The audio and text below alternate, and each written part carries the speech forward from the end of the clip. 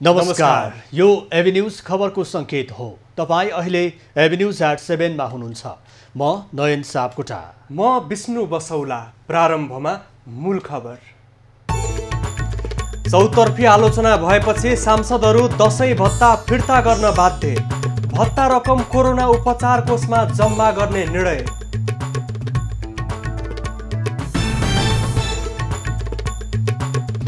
नागरिकको उपचारप्रति सरकार गैर जिम्मेवार बनेको दलहरूको आरोप।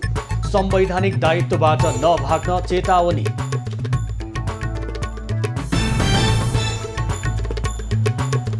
नेपालमा सक्रिय कोरोना संक्रमितको संख्या 40,000 नाग्यो। थप 3,790 जनामा संक्रमण, 18 जनाको मृत्यु। कोरोना नियन्त्रणका लागि स्थानीय प्रशासनलाई दिइयो थप अधिकार। जिल्लामा सक्रिय संक्रमितको संख्या 500 नाघे रोक लगाउन सकिन्छ। प्रस्तावित राजदूत द्वय खतिवडा र रेग्मीलाई राजदूत नबनाउन माग गर्दै उजुरी दर्ता। संसदीय समितिले छानबिन गर्ने।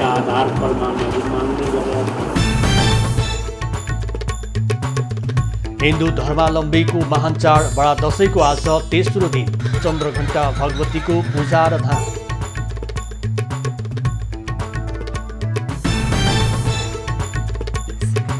र कोरोना संक्रमण दर घटेपछि भारतका 4 राज्यमा आजबाट विद्यालय खुले। मुम्बईमा रेल सेवा समेत सञ्चालनमा।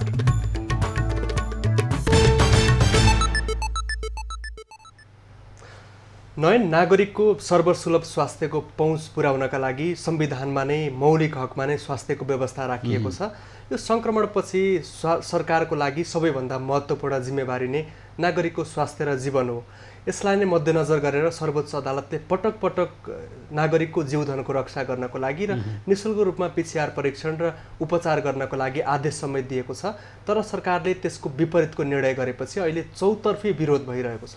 विशेष गरेर महामारीमा सरकारले जुन हात निकाल्दाखेरिको अवस्थामा यसप्रति सबैको आक्रोश रहेको छ। दलहरूले पनि सरकारको यो निर्णयप्रति आपत्ति जनाइरहेका छन् र सरकारले भनिरहेको छ कि हामी गर्न सक्नेलाई मात्र यो गराउन लागेको र अहिलेसम्मको जति सरकारले गरिरहेको छ त्यसमा चित्त बुझाउन पनि आग्रह गरेको छ। अब खबरको सिलसिला प्रारम्भ गरौँ कोरोना उपचार खर्च सम्बन्धी प्रसङ्गबाट। सरकारले सर्वोच्च अदालतको आदेश विपरीत कोरोना संक्रमितको उपचार खर्च बेहोर्न नसक्ने भन्दै निर्णय गरेको छ। सरकारको यो निर्णय सर्वोच्च अदालतको आदेश विपरीत रहेको भन्दै चौतर्फी आलोचना हुन थालेको छ। कानुन भन्दा माथि कोही पनि हुन्न, तर नेपाल सरकार सर्वोच्चको आदेश लत्याउँदै कोरोना संक्रमितको खर्च अबदेखि आफूले नबिहोर्ने बताउँछ। आइतबार बसेको स्वास्थ्य मन्त्रालयको बैठकले अस्पताल भर्ना भएका कोरोना संक्रमितको उपचारमा लाग्ने खर्च बिरामी आफैले तिर्नु पर्नेछ। गत असोज 15 गते नै सर्वोच्च अदालतले कोरोना महामारी भएकाले संक्रमित बिरामीका सबै उपचार खर्च राज्यको बाट निशुल्क गर्न आदेश समेत दिइसकेको छ। साथै नेपालको मुलुकी ऐनमा समेत आधारभूत स्वास्थ्य सेवा राज्यको तर्फबाट निशुल्क हुने प्रष्ट लेखिएको छ। तर कोरोना महामारीको यस्तो घडीमा राज्यले नै कानुन लत्याउँदै कोरोना संक्रमित बिरामी आफैले उपचार खर्च बिहोर्ने निर्णय अदालतको अपहेलना मात्र नभई सरकारको निरीहपन समेत छल्केको कानुनविदहरू बताउँछन्। अहिले त सरकार यति गैर जिम्मेवार र निरङ्कुश देखिएको छ कि यो मुलुकमा एउटा लिखित संविधान छ, यहाँ ऐन कानुनहरू पनि छन्, यहाँ सर्वोच्च अदालत पनि छ भन्ने समेतको हेक्का यो सरकारले राखेको देखिँदैन र त्यसको ठिक विपरीतमा आज सरकारले चाहिँ काम गर्दैछ। यो गम्भीर रूपमा यो संविधानमाथिको आक्रमण हो, कानुनमाथिको आक्रमण हो र सर्वोच्च अदालतमाथिको आक्रमण हो र सर्वोच्च अदालतको आदेशको उल्लङ्घन भनेको त्यो चाहिँ गम्भीर फौजदारी अपराध हो। सरकारले अति अपाङ्गता, ज्येष्ठ नागरिक, सरसफाई कर्मी, सुरक्षा कर्मी र अग्रपन्थीमा खटिने कर्मचारीको मात्रै उपचार खर्च बिहोर्ने निर्णय गरेको छ। त्यसमा पनि ती व्यक्तिले बिमा गरेको भए बिमाबाट परीक्षण तथा उपचार खर्च कटाइनेछ। यसअघि पनि किस्ताबन्दीमा विभिन्न निर्णय गर्दै आएको सरकारले यसपटक भने कोरोना संक्रमित भएका सबै बिरामीको उपचार खर्च राज्यले नगर्ने भएको हो। कानुनको शासन र संवैधानिक सर्वोच्चता भएको मुलुकमा सरकारले गरेको यो निर्णय लज्जास्पद भएको स्वास्थ्यविदहरू बताउँछन्। गरिब मान्छेहरूले उपचार नपाएर घरमै मर्नुपर्ने स्थिति आउन सक्छ। यदि कुनै पनि एकजना व्यक्ति पनि उपचार बिना चाहिँ मृत्युवरण गर्नु पर्यो भने त्यो राज्यलाई असफल राज्य भनेर हामीले ठान्दा हुन्छ र सरकारले कुनै पनि लोक कल्याणकारी राज्यले यस्तो किसिमको चाहिँ कठोर निर्णय गर्न चाहिँ सक्दैन। महामारीको यो संकटमा राज्यले आफ्ना नागरिकको सुरक्षाका लागि आफ्नो भूमिका निर्वाह गर्न तर्फ लाग्नु पर्ने हो। तर यस्तो महामारीको अवस्थामा समेत सरकार आफ्ना नागरिकको स्वास्थ्य प्रति अलिकति पनि संवेदनशील भएर लागेको देखिँदैन। उल्टै राज्य ऐन कानुनको खिल्ली उडाउँदै आफ्नो दायित्वबाट उम्कन खोजेको देखिन्छ। एभी न्यूज खबरका लागि त्रिगुडा भट्टराई बस्नेत, काठमाडौँ। नेत्र विक्रमचन्द नेतृत्वको नेकपा, मोहन वैद्य नेतृत्वको नेकपा क्रान्तिकारी माओवादी, सीपी मैनाली नेतृत्वको नेकपा माले लगायतका 21 दलले कोरोना संक्रमितको उपचार खर्च नबेहोर्ने सरकारको निर्णयप्रति आपत्ति जनाएका छन्। आज संयुक्त विज्ञप्ति प्रकाशित गर्दै 21 वामपन्थी दलहरूले कोरोना महामारी उपचारमा राज्य पन्छिन नमिल्ने बताएका हुन्। सरकारको निर्णय संविधान विरोधी भएको समेत उनीहरूको ठहर छ। सरकारले यसअघि सर्वोच्च अदालतले सबै नागरिकको निःशुल्क उपचार गर्नुपर्छ भन्ने निर्णयको उपहास गरेको पनि उनीहरूको भनाइ छ। सरकारले आम नागरिकको बाँच्न पाउने अधिकारको अतिक्रमण गरेको बताउँदै 21 दलले सबै कोरोना संक्रमितलाई निःशुल्क उपचारको व्यवस्था गर्न माग गरेका छन्। यता साझा पार्टीले पनि कोरोना भाइरस परीक्षण र उपचारबाट सरकार पन्छिन नमिल्ने बताएको छ। सो पार्टीले आज विज्ञप्ति प्रकाशित गर्दै संक्रमित नागरिकले उपचार खर्च आफै बेहोर्नुपर्ने सरकारको पछिल्लो निर्णयप्रति आपत्ति जनाएको हो। पार्टी प्रवक्ता शरद राज पाठकद्वारा जारी विज्ञप्तिमा सरकारलाई सो निर्णय सच्याउन आग्रह गरिएको छ। नागरिकले आधारभूत स्वास्थ्य सेवा राज्यबाट निःशुल्क पाउने संविधानको मौलिक हक र अदालतको फैसला विपरीत सरकारको निर्णय आएको भन्दै साझाले आपत्ति जनाएको हो। प्रधानमन्त्री केपी ओली नागरिकको उपचार खर्च राज्यले धान्न सक्दैन भन्ने जस्तो असंवेदनशील र गैर जिम्मेवारपूर्ण तर्क गरेर आफ्नो संवैधानिक दायित्वबाट भाग्न खोजेको आरोप पनि सो पार्टीले लगाएको छ। राज्यलाई अर्बौं अरबको क्षति पुग्ने गरी बिचौलियासँगको साँठगाँठ र भ्रष्टाचारमा सरकार उन्मत्त भएको आरोप विज्ञप्तिमा लगाइएको छ। महाव्याधिका बेला जनतालाई अप्रत्यक्ष रूपमा पैसा भए बाँच नभए मर भन्नु क्रूरता भएको साझाको भनाइ छ। सरकारले कोरोनाको उपचारमा हात झिकेको भन्ने भनाइ गलत रहेको जनाएको छ। संक्रमितको उपचार खर्च नबेहोर्ने निर्णय भएकोमा त्यसको बचाउ गर्दै सरकारका प्रवक्ता एवं सञ्चार तथा सूचना प्रविधि मन्त्री पार्वत गुरुङले राज्यले सबै नागरिक उपचारको प्रबन्ध गर्ने बताएका हुन्। मन्त्री परिषदका निर्णय सार्वजनिक गर्दै उनले सक्नेले पैसा तिर्न र नसक्ने विपन्न वर्ग लगायत ज्येष्ठ नागरिक, अग्रपङ्क्तिमा खटिएका स्वास्थ्यकर्मी र सुरक्षाकर्मीको उपचार सरकारले गर्ने स्पष्ट पारे। असहाय, अशक्त, एकल महिला, अपाङ्गता, ज्येष्ठ नागरिक र विशेष रूपमा यी वर्गको निम्ति निःशुल्क उपचारको व्यवस्था गरिएको छ, जसले राज्यले कसैलाई उपचारबाट वञ्चित नगर्ने नीति लिएको छ र त्यसको निम्ति प्रबन्ध मिलाएको छ। सरकारले कोरोना संक्रमितको उपचारका लागि संरचना बढाउनुका साथै उपचारको सुविधा थप गरेको पनि मन्त्री गुरुङले दाबी गरे। उनले काठमाडौँ उपत्यकामा रहेका क्वारेन्टिन सेन्टरहरूलाई आइसोलेसनमा परिणत गरिएको पनि जानकारी दिए। सरकारले 200 भन्दा बढी सक्रिय संक्रमित भएको जिल्लामा अन्तर्जिल्ला यातायात आवागमनमा रोक लगाउन स्थानीय प्रशासनलाई अधिकार दिएको छ। मन्त्री परिषद बैठकले 500 भन्दा बढी सक्रिय संक्रमित भएको जिल्लामा कुनै पनि सेवामा रोक लगाउन सक्ने अधिकार प्रमुख जिल्ला अधिकारीलाई दिएको हो। प्रदेश र स्थानीय तहलाई कोरोना महामारीको समस्या दृष्टिगत गर्दै आवश्यक निर्णय गर्ने अधिकार पनि दिएको सरकारका प्रवक्ता पार्वत गुरुङले जानकारी दिए। मन्त्री परिषदले प्रधानमन्त्री र मन्त्रीहरूले दशैं भत्ता, कोरोना भाइरस संक्रमण रोकथाम, नियन्त्रण तथा उपचार कोषमा जम्मा गर्ने निर्णय पनि गरेको छ। प्रदेश र स्थानीय तहका पदाधिकारीहरूको पनि दशैं खर्च मन्त्री परिषदले निर्णय गरे जस्तै कोरोना कोषमा जम्मा गरिने सरकारले स्पष्ट पारेको छ।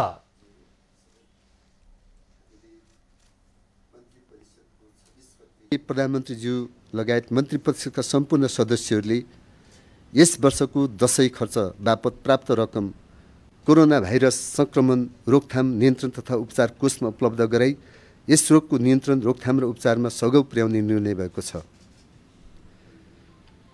प्रदेश र स्थानीय तहका पदाधिकारीहरूबाट पनि नेपाल सरकार मन्त्री परिषदले गरेको निर्णयको मर्मअनुसार यस वर्षको दशैं खर्च कोरोना कोषमा जम्मा गर्ने व्यवस्था हुन हार्दिक अनुरोध गर्न चाहन्छु। सरकारले पशुपतिमा रहेको विद्युतीय शवदाह गृह 24 घण्टा खुला राख्ने निर्णय गरेको छ। सरकारले काठमाडौँ उपत्यका सहित देशभर सञ्चालनमा रहेर खाली रहेका क्वारेन्टिनलाई आइसोलेसनमा परिणत गर्ने निर्णय गरेको छ। सरकारले सवारी साधनमा चैत 11 अगाडिकै भाडादर लागू हुने निर्णय पनि गरेको छ। सोमबार बसेको मन्त्री परिषद बैठकले पछिल्लो समय सार्वजनिक सवारी साधन सञ्चालनमा सहजता भएको भन्दै लकडाउन हुनुअघिकै भाडादर कायम गर्ने निर्णय गरेको हो। आन्तरिक हवाई उडानमा पनि सोही व्यवस्था लागू गरिएको छ। बैठकले केही सचिवहरूको सरुवा गरेको छ। गृह मन्त्रालयले सङ्कटकाल तथा कर्फ्यू लाग्ने भन्ने जस्ता समाचारहरूमा विश्वास नगर्न आग्रह गरेको छ। केही समयदेखि यस्ता भ्रमपूर्ण समाचारहरू सामाजिक सञ्जालमा सम्प्रेषण भएको भन्दै गृहले त्यसप्रति औपचारिक प्रतिक्रिया जनाएको हो। गृह मन्त्रालयका प्रवक्ता चक्रबहादुर बुढाले सोमबार विज्ञप्ति जारी गर्दै सो सूचना तथ्यहीन, भ्रामक, निराधार र गलत भएको जनाएका हुन्। गृह मन्त्रालयले यस घटनालाई गम्भीरतापूर्वक लिई आवश्यक अनुसन्धान प्रक्रिया अघि बढाइसकेको पनि जानकारी दिएको छ। नेपालमा कोरोना भाइरसका सक्रिय संक्रमित सहित कुल संक्रमितको संख्या 1,36,000 नागेको छ। पछिल्लो 24 घण्टामा 15,714 वटा PCR नमुना परीक्षण गर्दा 3,790 जना संक्रमित थपिएका हुन्। यो सँगै संक्रमितको कुल संख्या 1,36,036 पुगेको छ। काठमाडौँ उपत्यकामा आज 2,388 जनामा संक्रमण देखिएको छ। काठमाडौँमा 2,008 जना, भक्तपुरमा 79, ललितपुरमा 281 जनामा संक्रमण देखिएको छ। देशभर सक्रिय संक्रमितको संख्या 40,778 पुगेको छ, जसमध्ये 13,851 जना संस्थागत आइसोलेसनमा र 26,927 जना होम आइसोलेसनमा रहेका छन्। संक्रमित मध्ये 282 जनाको सघन उपचार कक्ष र 63 जनाको भेन्टिलेटरमा उपचार भइरहेको छ। देशभर 4,470 जना क्वारेन्टिनमा बसेका छन्। सोमबार 2,335 जना संक्रमण मुक्त भएका छन्। यो सहित कोरोना मुक्त हुनेको संख्या 94,501 पुगेको छ। कोरोना मुक्त हुनेको संख्या 69.5% रहेको छ। हालसम्म कोरोना संक्रमणको पहिचानको लागि 13,918 वटा नमुना परीक्षण गरिएको छ। कोरोना भाइरसको संक्रमणबाट पछिल्लो 24 घण्टामा 18 जनाको मृत्यु भएको छ। यो सँगै देशभर कोरोना संक्रमण भएपछि ज्यान गुमाउनेको संख्या 757 पुगेको छ। भौतिक पूर्वाधार तथा यातायात मन्त्री बसन्त कुमार नेवाङ कोरोना संक्रमित भएका छन्। उनले आज ट्विट गर्दै PCR परीक्षणको नतिजा पोजिटिभ आएको जानकारी दिएका छन्। मन्त्री नेवाङले आफूसँग सम्पर्कमा आएका सबैलाई आफ्नो स्वास्थ्यमा ख्याल गर्न आग्रह गरेका छन्। संक्रमण पुष्टि भएपछि मन्त्री नेवाङ मन्त्री क्वार्टरमै आइसोलेसनमा बसेका छन्। कोरोना संक्रमित हुने मन्त्री तेस्रो मन्त्री रहेका छन्। यसअघि पर्यटन मन्त्री योगेश भट्टराई र शिक्षा मन्त्री गिरिराज मणि पोखरेललाई पनि संक्रमण देखिएको थियो। दुवैजना आइसोलेसनमा रहेका छन्। नेपाली कांग्रेसले सांसदहरूलाई उपलब्ध गराएको दशैं भत्ता कोरोना रोकथाम नियन्त्रण तथा उपचार कोषमा जम्मा गर्ने भएको छ। कांग्रेस संसदीय दलले आज विज्ञप्ति प्रकाशन गर्दै सरकारले उपलब्ध गराएको रकम सरकारले स्थापना गरेको कोषमा जम्मा गर्ने निर्णय भएको जानकारी दिएको छ। दशैं भत्ता बापत कांग्रेस सांसदले पाउने 43,20,810 रुपैयाँ सो कोषमा जम्मा गर्ने निर्णय भएको कांग्रेसका प्रमुख सचेतक बालकृष्ण खाँडले जानकारी दिएका छन्। कोरोना भाइरसको महामारीका कारण उत्पन्न हालको विषम परिस्थितिमा जनप्रतिनिधिलाई दशैं भत्ता वितरण गर्ने सरकारको निर्णय समय सान्दर्भिक र उचित नभएको कांग्रेसले जनाएको छ। कांग्रेसले परीक्षण र उपचारको दायरालाई बढाउँदै जानुपर्नेमा त्यसको ठिक विपरीत नेपाल सरकारको कोरोना भाइरसको परीक्षण र उपचार स्वयं नागरिक आफैले गर्नुपर्ने निर्णय गरेकोमा आपत्ति जनाएको छ। संक्रमितको होम आइसोलेसनमा मृत्यु भएमा आफन्तले सब व्यवस्थापन गर्ने गरी गरिएको निर्णय गैर जिम्मेवार तथा गलत निर्णय भएको भन्दै तत्काल सच्याउन पनि कांग्रेसले माग गरेको छ। सरकारको निर्णय अदालतको आदेश र जनहित विपरीत भएको भन्दै यसले भोलिका दिनमा भयावह स्थिति आउने चेतावनी पनि कांग्रेसले दिएको छ। यसअघि कांग्रेस पदाधिकारी बैठकले सांसदहरूलाई दिएको दशैं भत्ता फिर्ता गराउन र कोरोना संक्रमितको निशुल्क उपचार गर्नको लागि सरकारसँग माग गरेको थियो। सत्तारूढ नेकपा संसदीय दलले सांसदहरूले पाएको दशैं भत्ता बापतको रकम कोरोना कोषमा दाखिला गर्ने निर्णय गरेको छ। देश कोरोना भाइरसको संक्रमणको विरुद्धको लडाईँमा रहेकाले भत्ता नलिने र संसद सचिवालयले सांसदको खातामा पठाएको रकम सिधै दलले एकमुष्ट रूपमा कोरोना कोषमा जम्मा गर्ने निर्णय संसदीय दलले गरेको छ। प्रतिनिधि सभा र राष्ट्रिय सभामा रहेका सबै संघीय सांसदले पाएको रकम कोरोना कोषमा जम्मा गर्ने निर्णय भएको छ। नेकपा संसदीय दलले सांसदहरूलाई दशैं, तिहार, छठ, ईद, लोसार लगायतका चाडपर्व मितव्ययी तरिकाले परिवारसँग बसेर मनाउन फजुल खर्च नगर्न पनि निर्देशन दिएको छ। यसअघि प्रधानमन्त्री ओलीले पनि पार्टीका सांसदले पाउने दशैं भत्ताको सम्पूर्ण रकम कोरोना कोषमा जम्मा गर्न निर्देशन दिएका थिए। प्रतिनिधि सभामा नेकपाका अहिले 172 जना सांसद रहेका छन्। त्यसैगरी संघीय संसदको उपल्लो सदन राष्ट्रिय सभामा नेकपाका 50 जना सांसद रहेका छन्। कोरोना महामारीका बेला सांसदले दशैं भत्ता लिएको विषय चर्चामा रहेको छ। तर चालु आर्थिक वर्षको बजेटमै केहीको छाडेर सबैको सबै खाले भत्ता काटिएको घोषणा गरिएको थियो। बजेटमै नपरेको भत्ता कसरी वितरण भयो? जवाब कसले दिने? कोरोना महामारीले जनता एक छाक खान नपाइरहेका बेलामा सांसदहरूले भत्ता लिनु कति उचित वा अनुचित भन्ने चर्चाको विषय पनि बन्नु नहुने हो। तर सांसदहरूको खातामा भत्ता गएपछि बहस चर्को रूपमा उठेको छ। सांसदहरूको खातामा तलब, भत्ता लगायतको सुविधा कसले दिन्छ त? यसमा सरकार दोषी हो कि सांसद आफै वा संसद सचिवालय? यो विषय अहिले उठेको छ। चालु आर्थिक वर्षको बजेट प्रस्तुत गर्ने क्रममा तत्कालीन अर्थमन्त्री डाक्टर युवराज खतिवडाले कोरोना रोकथामका सन्दर्भमा पहिलो पङ्क्तिमा रहेर काम गर्ने चिकित्सक तथा स्वास्थ्यकर्मी, सुरक्षाकर्मी लगायतका राष्ट्र सेवक बाहेक अरूलाई प्रदान हुने प्रोत्साहन भत्ता, बैठक भत्ता, खाना तथा खाजा खर्च, जोखिम भत्ता लगायतका सबै प्रकारका अन्य भत्ता 2077 साउन 1 गतेदेखि खारेज गरेको बजेट भाषणमा भनेका थिए। त्यसबेला सबै सांसदले ताली बजाएर त्यसको समर्थन जनाएका थिए। यसबाट सरकारले भत्ता नदिने निर्णय गरेको बुझिन्छ। अब प्रश्न उठ्छ, बजेटमै नभएको व्यवस्था विपरीत कसले दशैं भत्ता वितरण गर्यो?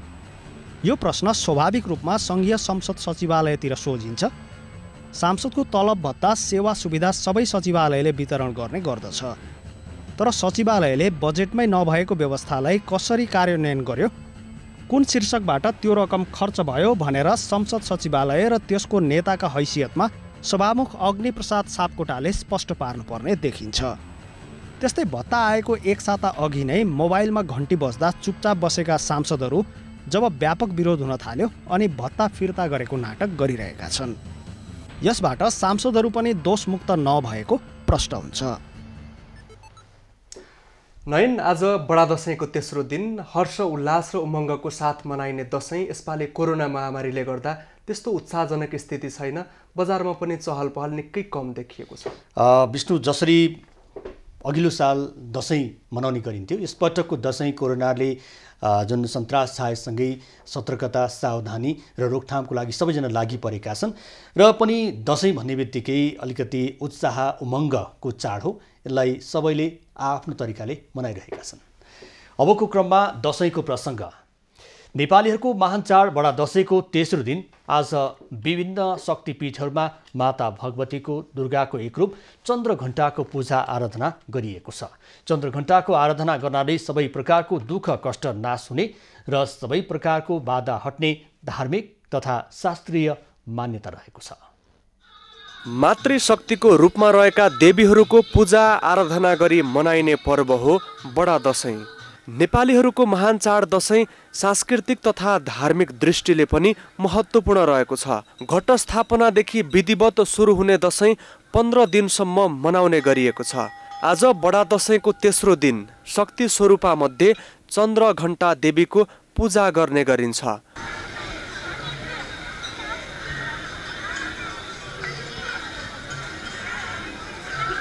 असत्यमाथि सत्य र असुरी शक्तिमाथि दैवी शक्तिको विजयको प्रतीकको रूपमा मनाइने दशैं शनिबारबाट विधिवत तरिकाले सुरु भएको छ। बडा दशैंलाई स्वागत गर्ने क्रममा घर घरमा विभिन्न तीर्थ, नदी, ताल लगायतका जलाशयबाट बालुवा माटो ल्याई घरको पूजा कोठा तथा दशैं घरमा दियो, कलश, गणेशको स्थापना गरी विधिपूर्वक पूजाआजा गरी जौ, गहुँ, मकै लगायतका बीज रोपिएको थियो।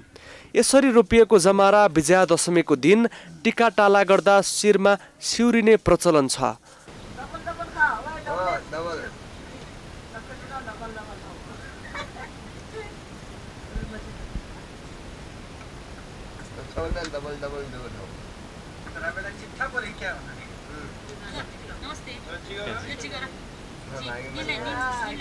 दशैं अवधिभर 9 रूप धारण गरेकी देवीको पूजा आराधना गर्ने गरिएको छ।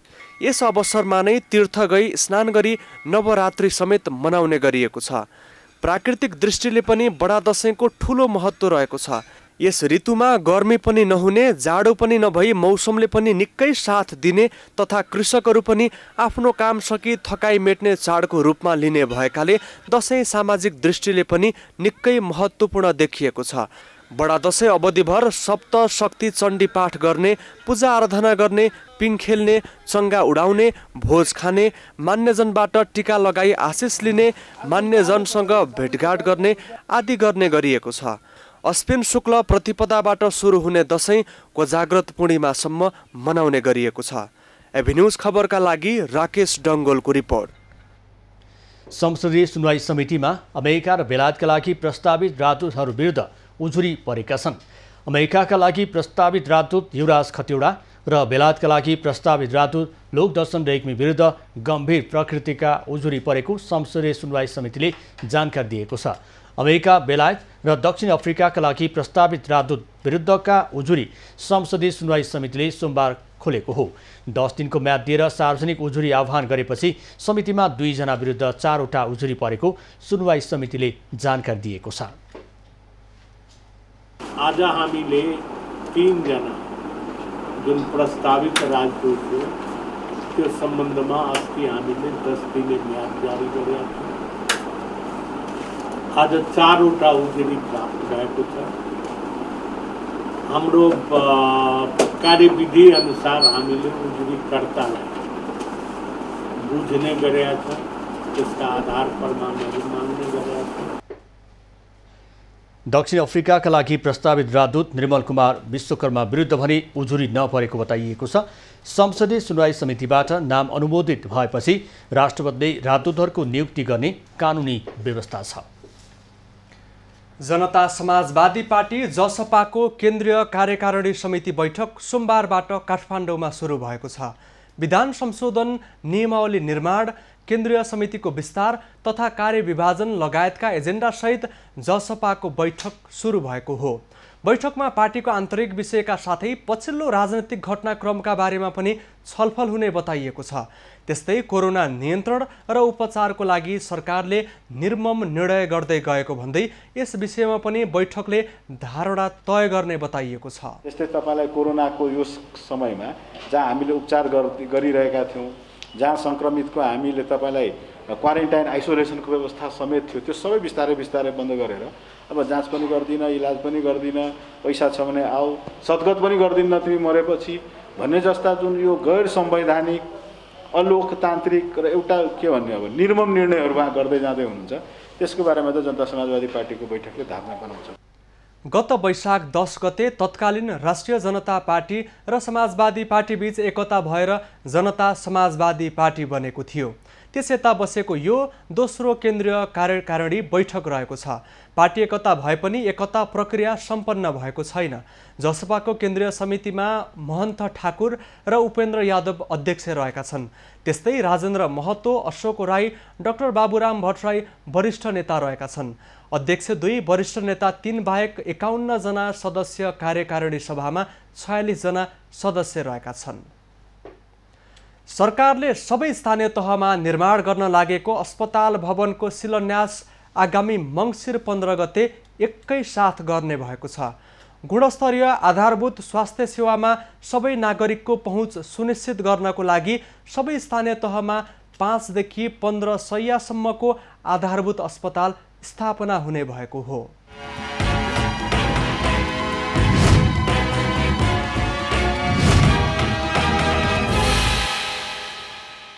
अर्थ मन्त्रालय र स्वास्थ्य तथा जनसङ्ख्या मन्त्रालय बीच सबै स्थानीय तहमा एकैपटक भवन शिलान्यास गर्ने सहमति भएको हो। अर्थमन्त्री विष्णु पौडेल र स्वास्थ्य तथा जनसङ्ख्या मन्त्री भानुभक्त ढकालको समुपस्थितिमा दुवै मन्त्रालयका पदाधिकारीहरू बीचको बैठकमा यस्तो सहमति भएको हो।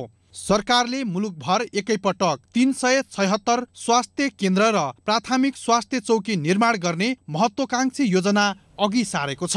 एकीकृत योजना अन्तर्गत प्रादेशिक र संघीय अस्पतालहरू समेत रहेका छन्। मन्त्रालयले 1200 थान भेन्टिलेटर, 3500 थान हाई डिफेन्डेन्सी युनिट र 3000 थान आइसियु को प्रबन्ध गर्न बजेटको व्यवस्था गर्ने भएको छ। जुन यो चालु आर्थिक वर्षको बजेटले सबै स्थानीय तहमा 5 देखि 15 शय्यासम्मका आधारभूत अस्पताल स्थापना गर्ने भन्ने जुन सरकारको नीति आएको थियो, त्यो बमोजिम यो पूर्वाधार निर्माणका लागि सम्बन्धित निकायमा बजेट विनियोजन भइसकेको छ हैन। र त्यो कामलाई अगाडि बढाउनका लागि त्यो अस्पतालहरूको ड्रइङ डिजाइन चाहिँ स्वास्थ्य तथा जनसङ्ख्या मन्त्रालयले तयार गर्ने र त्यो सबै पालिकाहरूलाई उपलब्ध गराउने। कोरोना भाइरस संक्रमण रोकथाम तथा नियन्त्रणका लागि आवश्यक पर्ने आइसियु, एसडियु, भेन्टिलेटर लगायतका मेसिन उपकरण तत्काल खरिद गर्ने गरी तयार भएको कार्य योजना बमोजिमको खरिद प्रक्रिया स्वास्थ्य तथा जनसङ्ख्या मन्त्रालयले अघि बढाउने र त्यसका लागि आर्थिक स्रोतको व्यवस्थापन अर्थ मन्त्रालयले मिलाउने सहमति पनि भएको छ। कोभिड-19 को रोकथाम र नियन्त्रणका लागि आवश्यक पर्ने आइसियु, एसडियु, भेन्टिलेटर लगायतका जति पनि यो मेसिन उपकरणहरू आवश्यक पर्छ त्यसको तत्काल खरिद गर्ने गरी जुन यो कार्ययोजना तयार भएको छ, त्यो बमोजिम स्वास्थ्य तथा जनसङ्ख्या मन्त्रालयले त्यसको कार्यान्वयनको प्रक्रियाहरू अगाडि बढाउने र त्यो खरिद गर्नका लागि आवश्यक पर्ने स्रोत चाहिँ अर्थ मन्त्रालयले उपलब्ध गराउने।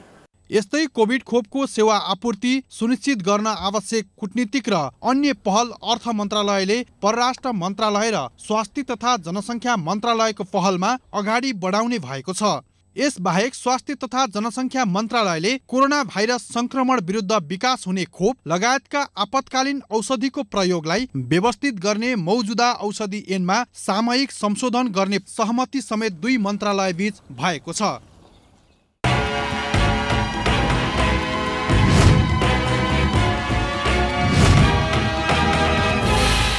अब पालो नयाँ पुस्ताको।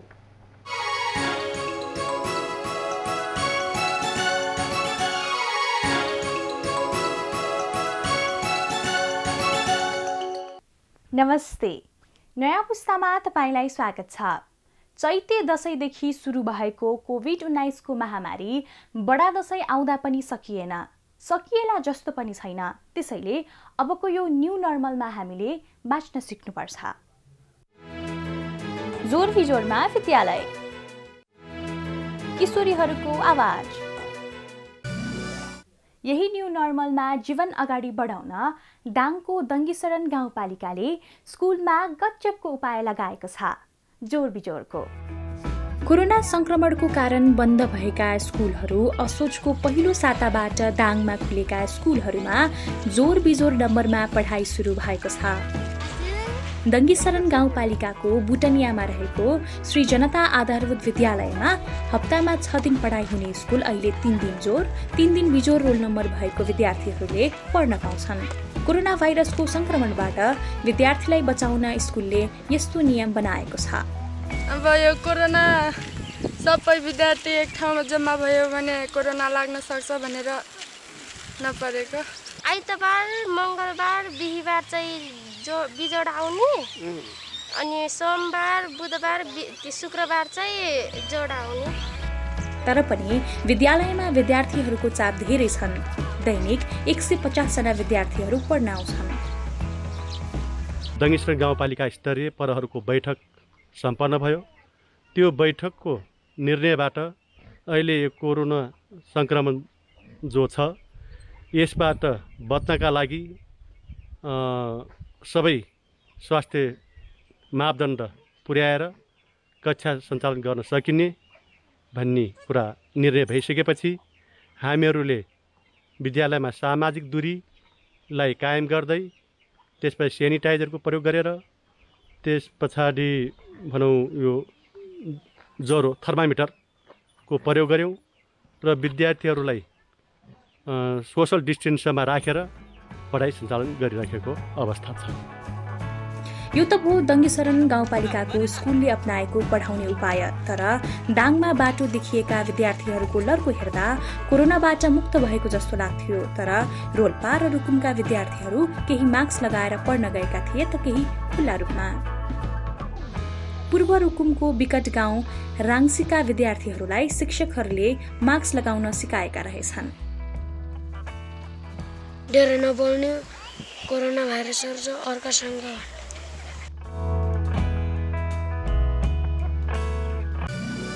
आफ्ना समस्याका बारेमा अहिले खुलेर बोल्न थालेका छन् किशोरीहरू। किशोरीहरूको आवाज। अक्टोबर 11 मनाइने अन्तर्राष्ट्रिय बालिका दिवसको अवसरमा पूर्वी नवलपरासीको हुप्सेकोट गाउँपालिकामा आयोजना गरिएको किशोरीहरूसँग अन्तर्संवाद कार्यक्रममा किशोरीहरूले आफ्ना समस्या खुलेर मात्रै राखेनन्, समाधानको लागि गाउँपालिका अध्यक्षलाई आग्रह समेत गरेका छन्। गाउँघरमा आफूहरूमाथि साथी र आफन्तहरूबाट नै हिंसामा परेको बताएका थिए। स्कुलमा चाहिँ महिनावारी हुन्छन् नि, सेनिटरी प्याड पनि अब कसैको घरमा हुँदैन, कसैले कपडाको प्रयोग गर्छन्। अब यस्तै सुन्दर बस्तीहरू पनि छ, कपडाको मान्छेहरूले कपडाको प्रयोग गर्छन्। तिनीहरूलाई बिचरा तिनीहरूको आर्थिक अवस्था नै कमजोर हुन्छ। विद्यालय तहमा पढाइ हुने पाठ्य पुस्तकमा रहेको महिला र पुरुष प्रजनन अङ्ग एवं यौन शिक्षालाई राम्रोसँग नपढाइ छाडिदिने गर्दा किशोर अवस्थामा आउने परिवर्तनसँगै विविध विषयमा अन्योलता बढाएको किशोरीहरूको भनाइ छ। एउटा प्याड ल्याएर क्लासमा प्र्याक्टिकली बच्चालाई सिकाउन किन सक्दैन? हामी पिरियड भएको भनेपछि त सबैभन्दा ठुलो वज्र परे जस्तो गरी बिहेभ गर्नुपर्छ के। गाउँपालिकाभित्र किशोरीहरूले चाहेको विषय र चाहेको ठाउँमा बसेर पढ्न सक्ने अवस्था समेत छैन। हामीले हाम्रो दिमागमा के आछ, नराम्रो कुरा त होइन, तर राम्रो कुरा मात्रै हाम्रो दिमागमा जे आछ हामीले त्यही गर्नुपर्छ।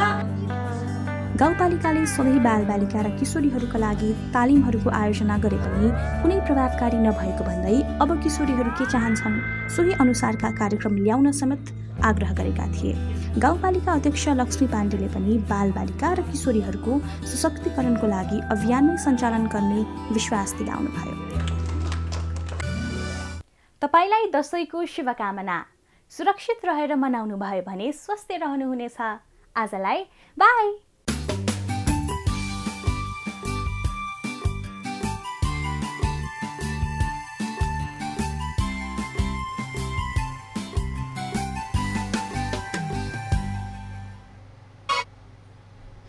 अब पालो एभिन्यूज एट मौसमको।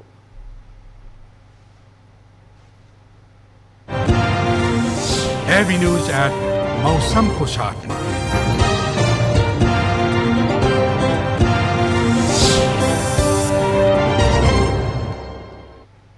पछिल्लो 24 घण्टामा देशभरको मौसम सामान्यतया सफा रह्यो। आज राति प्रदेश 1, बागमती प्रदेश र गण्डकी प्रदेशका पहाडी भूभागहरूमा आंशिकदेखि सामान्य बदली रहनेछ। अन्य भूभागमा मौसम सफा रहने जल तथा मौसम पूर्वानुमान महाशाखाले जनाएको छ।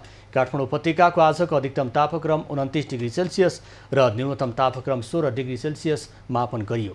आज देशभरको मौसम कस्तो रहे त? हेरौँ देशका विभिन्न स्थानको मौसमी अवस्था।